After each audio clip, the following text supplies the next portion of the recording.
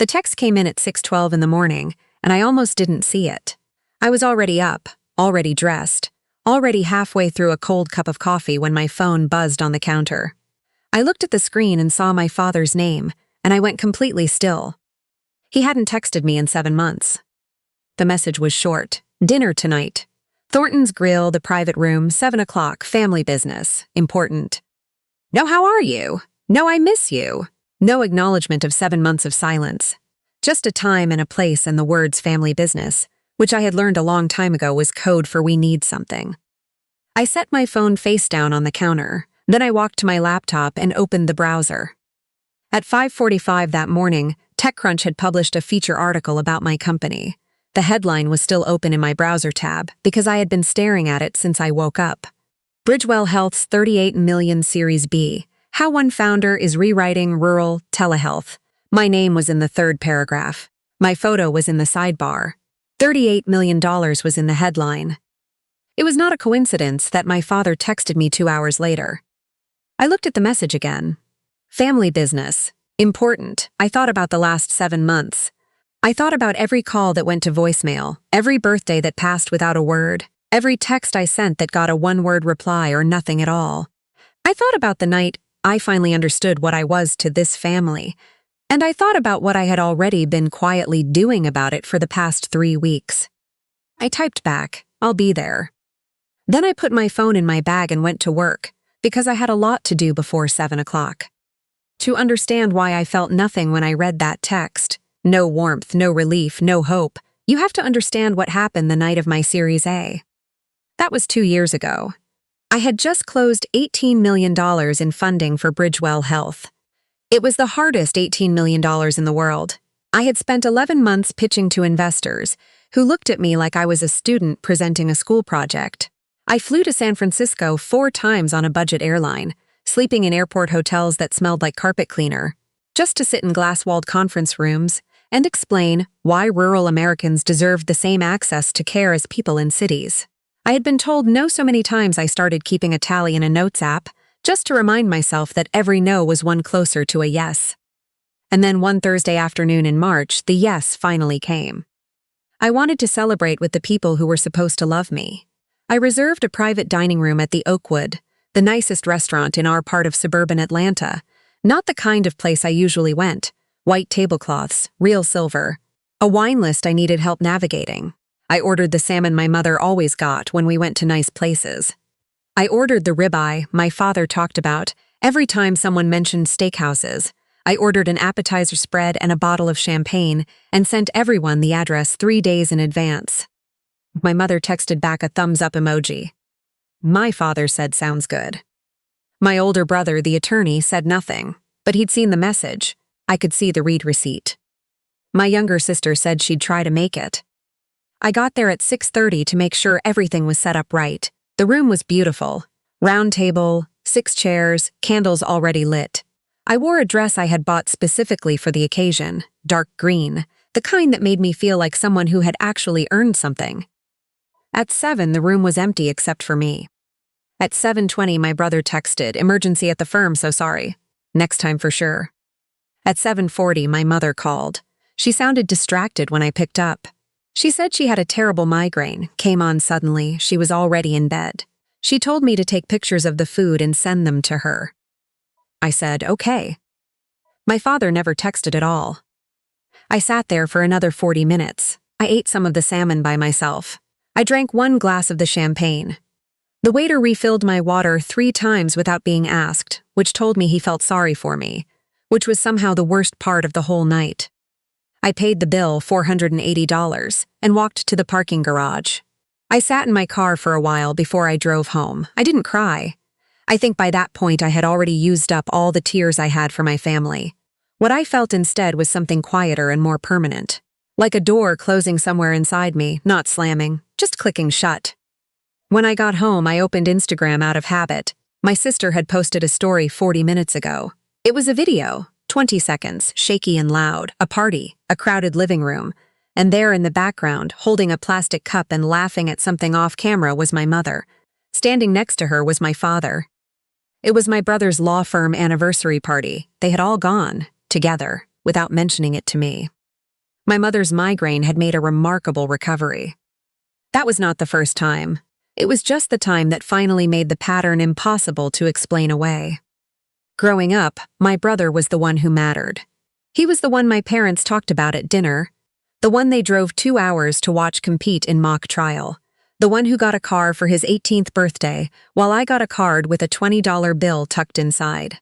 When I graduated from nursing school, my parents left the ceremony before my name was called because my brother had a brunch reservation across town. When I asked my father for $3,000 to buy medical monitoring equipment for the home health startup I was trying to build. $3,000, less than most people spend on a vacation. He said business was risky and that I should focus on finding a stable job with benefits. 6 weeks later, he co-signed a $60,000 business loan for my brother's law practice. I never asked again. I worked 3 jobs for the next 2 years. I built Bridgewell Health on nights and weekends and early mornings before hospital shifts. I learned to code well enough to build the prototype myself. I pitched from my kitchen table to anyone who would take a call. I got my first 10 clients through sheer cold call stubbornness. I did not ask my family for anything, and they did not offer. When I closed the Series A, I sat alone in a restaurant with 5 empty chairs. When the TechCrunch article ran this morning, my father texted within 2 hours. Before I left for Thornton's Grille that evening, I stood in my closet for a long time. I have real clothes now, not a lot, but enough. A couple of good blazers, a few silk blouses, shoes that are not falling apart at the soles. I could have walked in looking like what I actually was, the founder and CEO of a healthcare technology company, a woman who had just closed a $38 million round. I could have made it very clear, very fast, exactly how much the distance between us had cost them. But I thought about my brother, about the way he would be watching the moment I walked through that door, looking for any detail he could use to diminish me. About my father, who had never once in my life backed down from a contest of any kind. If I walked in looking like money, they would get defensive. Their walls would go up before I could say a word. I needed them comfortable. I needed them sloppy. I needed them to feel like they were still the ones in control of the room. I reached past the blazers. I pulled out a pair of dark wash jeans, the ones with the small bleach stain on the left knee I kept meaning to throw out, a gray cable knit sweater, slightly oversized, clean sneakers. My hair pulled back the way I wore it during long hospital shifts, before all of this started. I looked in the mirror. I looked tired. I looked exactly like the version of me they had decided to forget. Good. I have 2 cars now. The one I drive every day is a dark blue sedan, 2 years old, nothing flashy. The one I almost never use is still parked in the same spot where I left it when I bought the new one. A 2015 Honda Civic, with a cracked passenger side mirror and a check engine light that had been glowing for so long it felt decorative. I took the Civic. The engine made a noise when I started it that I can only describe as reluctant. The heat took 5 full minutes to kick in. The radio defaulted to a country station I had never programmed, and I left it on and drove. The drive to Thornton's Grille took 35 minutes. It was a nice place. Dark wood interior, leather booths, a private room in the back they called the Heritage Room. My parents had rented that room for every significant family occasion since my brother passed the bar. I had eaten in there at his bar passage party. I had eaten in there at my sister's college graduation dinner. My parents had never once rented it for anything that had to do with me. I pulled into the parking lot and sat for a moment, with the engine off. My phone had a text from Tamsin, my CFO, "Everything is ready on my end. Just say the word." I texted back, "Give me 45 minutes. Then I got out of the car and went inside. The Heritage Room smelled like cedar and old money, the same as it always did. My mother was the first one I saw. She actually stood up when I walked in, which she almost never did for anyone, and crossed the room fast, arms already open, like we were reuniting after years apart instead of 7 months of her not returning my calls. "There she is," she said, pulling me into a hug that was at least 3 seconds too long. She smelled like the same perfume she had worn my entire life. "We have missed you so much. We have just missed you so much, honey." I let my arms hang at my sides. "Hi, Mom." She pulled back and held me at arm's length like she was checking for damage, then steered me toward the table. My father stood up and shook my hand the way he always did. Firm grip, held just a beat too long. The handshake of a man who wanted you to register something about him. I squeezed back just as hard. A small flicker of surprise crossed his face before he covered it with a laugh. "There's my girl," he said. Sit down, we already ordered wine." My brother was there in a jacket that cost more than my first month's rent when I moved out at 22. He looked at my jeans and sweater with the expression of a man confirming something he already suspected. "Casual night," he said. "Long day," I said, and sat down. My sister was beside him. She gave me the careful smile she always used when she wasn't sure which direction the mood was going to go. My aunt, my father's younger sister, the one who had lived off my grandparents' generosity for so long it had become a defining personality trait, was at the end of the table, already working on what looked like her second glass of Pinot Grigio. The waiter poured wine. My father raised his glass. "To family," he said, "and to good news." Everyone drank. I lifted my glass and set it back down without drinking. They talked. That was the thing about my family. In the right setting, with the right audience, they were very good at talking. My brother talked about his new office space downtown, the expansion, the associates he was bringing on. My mother talked about the kitchen renovation they had started in February, the quartz countertops, the contractor, who kept pushing the timeline. My aunt talked about a trip to Scottsdale. She was planning that she had somehow already partially charged to a credit card she hadn't officially opened yet. My father kept refilling everyone's glasses. He kept laughing at his own stories. He kept glancing at me in a way that he probably thought was subtle. They asked about the article. Of course they did. 38 million, my brother said, with a smile that was not entirely friendly. That's a valuation though, right? Not actual cash money in the bank. That's right, I said. It's what investors have assessed the company to be worth at this stage. Still, my father said, leaning back in his chair with a satisfaction that had nothing to do with anything he had done. Our girl, making headlines. Our girl, as though I had been theirs all along. The appetizers arrived. Shrimp cocktail, bruschetta, a cheese board my mother had clearly pre-selected because she asked the waiter if the manchego was the same one as last time. The conversation kept moving, easy and warm on the surface, and I watched it the way you watch a performance when you already know how it ends. My father checked his watch at 5-minute intervals. My brother's foot bounced steadily under the table. My mother's smile disappeared completely in the 2-second gaps when she thought no one was paying attention. They were nervous. They had been building toward something since the moment I walked in, and they were getting close to saying it out loud. I decided to open the door for them. "Dad," I said, setting down my fork. "Your tech's a family business. What's going on?" The table went quiet the way rooms go quiet just before something changes. My father straightened in his chair. He reached down beside him and lifted a manila folder onto the table, with the gravity of a man presenting something of great importance. He slid it toward me. "You know the pharmacy," he said. I knew the pharmacy. My grandparents had opened the first Caldwell family pharmacy in Marietta back in 1974, a single independent drugstore with hand-lettered window signs and a soda fountain that ran until the early 90s. My father had grown it to 4 locations across the Atlanta metro area. It had been the foundation of everything our family had. The house in Alpharetta, the club membership, my brother's private school tuition, my father's golf habit. I'd spent summers there counting pills and printing labels for $5 an hour. It was the business he had always been proudest of. "It's struggling," he said. He said it like it was recent, like a cold front that had just moved in. The big chains, the pharmacy benefit managers, the insurance reimbursement cuts. It's a tough environment for independent operators. You know how it is. I opened the folder. Inside was a business plan with glossy pages and projections that curved optimistically upward. The pitch was to consolidate 4 locations into 2, renovate them, add clinical services, medication therapy management, point-of-care testing, chronic disease monitoring, turn them into community health hubs. It was actually a solid idea. I might have even been impressed if I hadn't already spent the past 3 weeks reading every public financial record attached to Caldwell Family Pharmacy, LLC. "We need a bridge loan," my brother said. He had clearly been designated the one to say the number out loud, to carry us through the restructuring period, $750,000. $750, I said. "With interest," my father added quickly.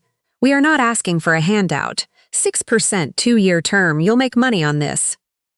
It's an investment in the family legacy, my mother said softly. Your grandfather built that business with his hands, sweetheart. Don't you want to be part of keeping it going? My aunt nodded. Family takes care of family, she said, with the particular confidence of someone who had spent decades on the receiving end of that principle. $750,000. I looked at the business plan. I looked at the projected revenue graphs that started climbing sharply in year 2 for no reason that was explained in the text. I looked at the glossy renderings of renovated pharmacy interiors that looked nothing like the actual locations, which I had driven past 2 weeks ago. Can I ask a few questions? I said. Of course, my father said. He looked relieved, like a man who thinks the conversation has already gone his way. You said you need a bridge loan to fund the restructuring. Where's the primary construction financing coming from? SBA loan through Peachtree Business Bank. They've been our lender for 15 years. Solid relationship. And they've approved the renovation portion? They are very supportive of the project. They just want to see some liquid capital up front before the funds release. Skin in the game, standard practice. I nodded. I reached into my bag. I did not pull out a checkbook. I pulled out a tablet. The screen came on with a soft blue glow in the dim room. I did some research before tonight, I said. Public records. My father's smile held, but something behind his eyes went careful and still. According to the Georgia Secretary of State's business filings, I said, Caldwell Family Pharmacy LLC had a UCC lien release request denied in January, and according to Fulton County property records, there are 2 outstanding tax liens on the Roswell Road location. Both have been accruing since October of last year. The silence that followed was a different kind than the one before. That is a bookkeeping issue, my father said. His voice had lost its warmth in a single sentence. Our accountant is handling it. And Peachtree Business Bank, I said, scrolling to the next document. They didn't approve a construction loan. They sent a notice of default on the existing commercial credit line. I have the filing date here, March 3rd of this year. My mother made a small sound. Selene, my brother started. I'm not done, I said, not loud, not cruel, just clear. I kept my eyes on my father. You are not in a transition period. The business has been operating at a net loss for 19 consecutive months. Foot traffic across all 4 locations is down 41% since the Walgreens opened 2 blocks from your Marietta flagship. You have outstanding invoices to 3 pharmaceutical distributors totaling $114,000. And the renovation plans in that folder, there is no funding behind them. There is no SBA approval. There is no lender lined up. There is a business plan and a request for $750,000 from me. My brother's jaw tightened. Where exactly did you? Public filings, I said. Court records, the Georgia Clerk of Court's online portal. Everything I just told you is available to anyone with a computer in 20 minutes. You had no right to go digging through our business, my brother said. He had switched to his attorney voice now, clipped and cold. That borders on. It's public record, I said again. I just actually looked.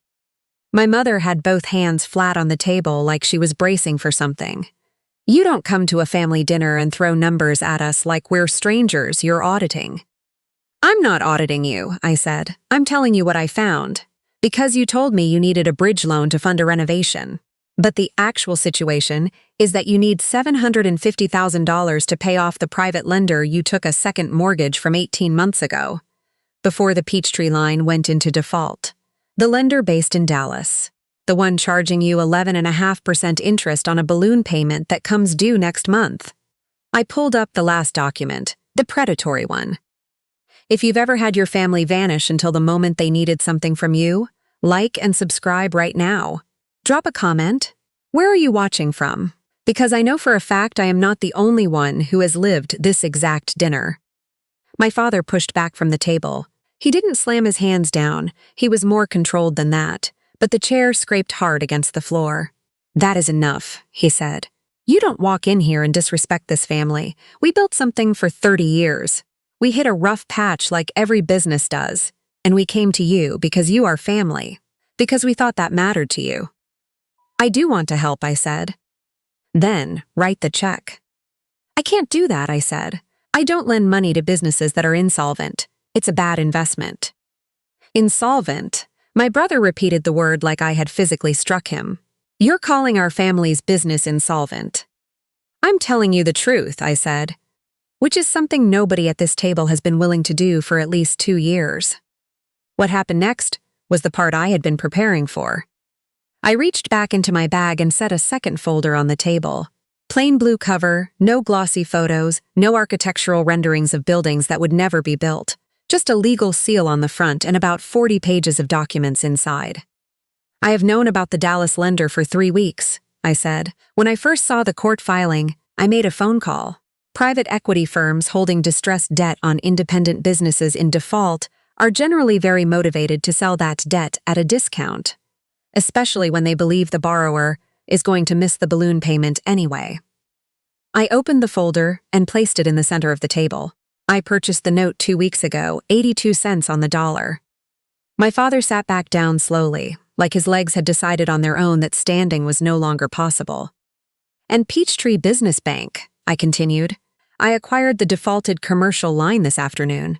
My attorney completed the wire transfer at 4:30. You can't just, my brother started. It's legal, I said. I had 3 attorneys confirm the structure. Would you like their contact information? Nobody spoke.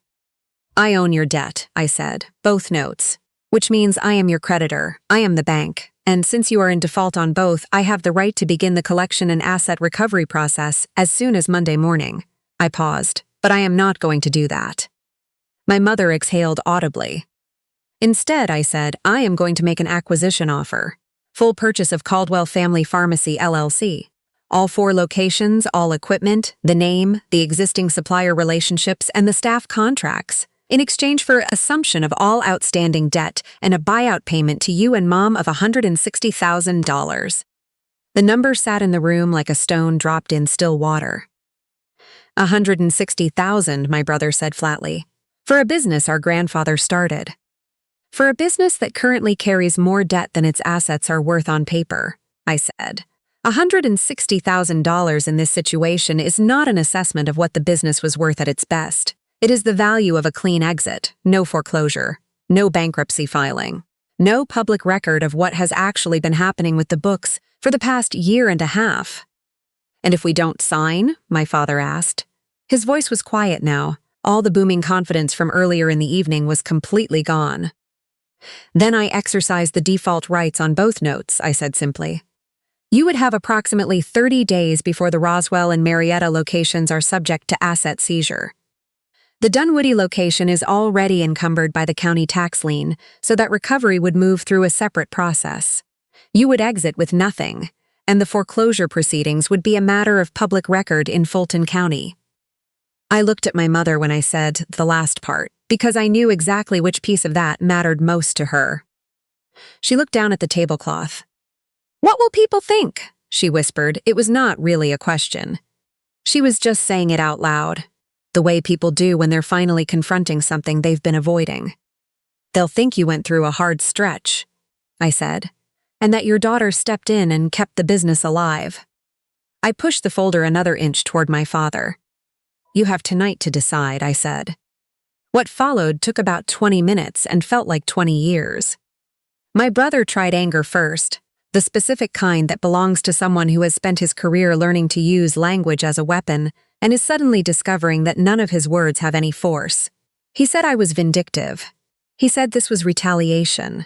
He said I was embarrassing the family name.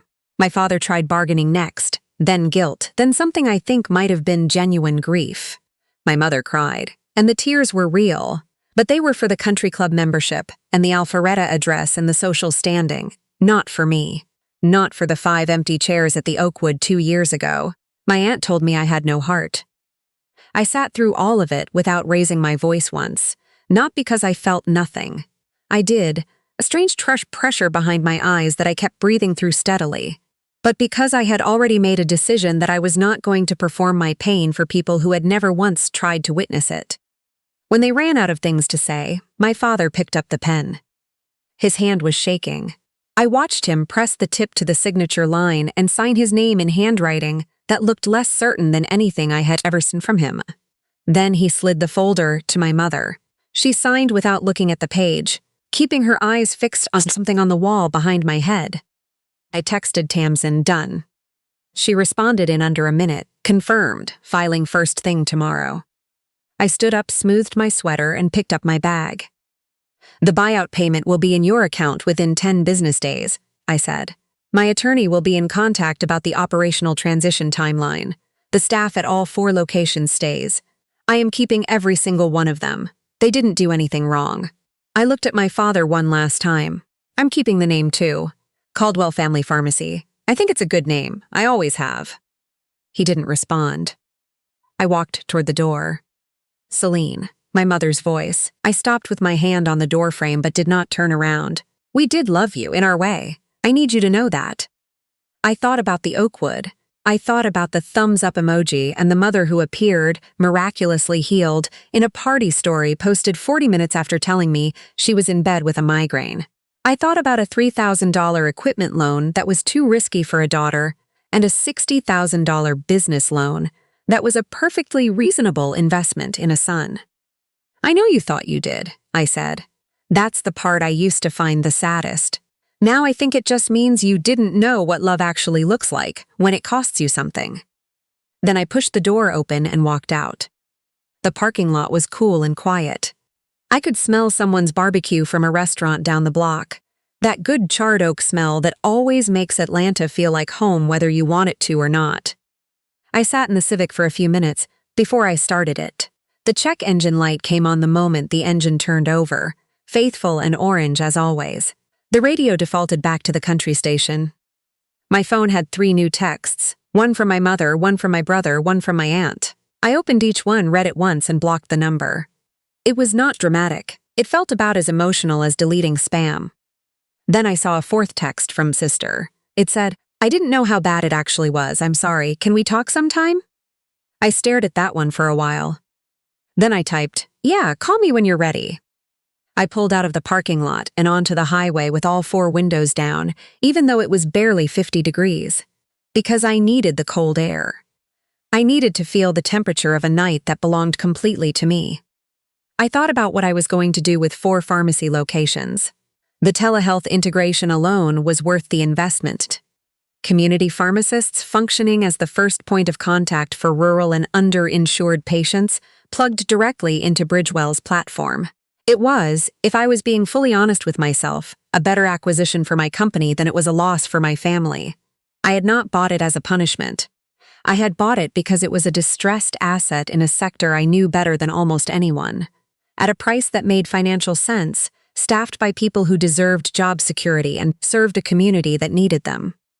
The revenge, if you want to call it that, was just a secondary effect of good judgment. I've thought a lot over the years about what revenge actually is. Not the fantasy version, the satisfying kind where someone delivers a perfect speech in a beautiful room, and the people who hurt them finally see exactly what they threw away. The real version, I think real revenge is just refusing to keep being what someone else decided you were. My family decided when I was young that I was the one who didn't need anything, the self-sufficient one, the one who could be safely ignored because she would figure it out on her own and not make a scene about it. They decided that for 32 years. Tonight I just disagreed. The highway opened up ahead of me in a long, straight shot, the kind that feels like it goes on forever, my headlights cutting clean through the dark. The check engine light glowed its steady orange on the dashboard. The radio played a song I didn't know the words to, and after a while I started singing along anyway, making them up as I went, a little off-key and not caring at all. I was not the daughter they forgot anymore. I was not the bank. I was just Selene, driving home in a car with a cracked mirror and a light that never goes out, with somewhere I wanted to be in the morning. If you've ever had to outgrow someone to finally find yourself, leave it in the comments. I read every single one.